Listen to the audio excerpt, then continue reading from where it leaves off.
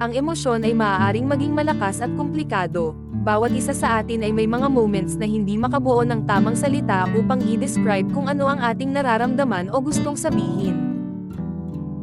Paano ba natin i-express ang tungkol sa ating nararamdaman?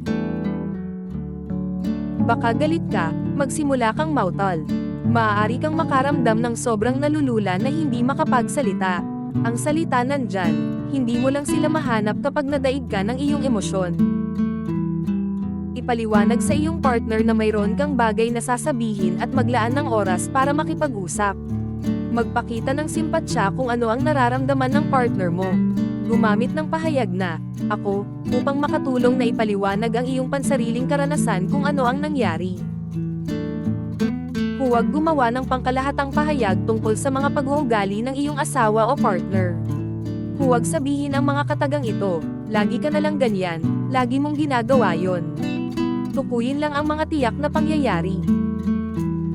Kung gusto mong gumawa ng ibang bagay ang iyong asawa, maging malinaw tungkol sa kung ano ang hinihiling mo.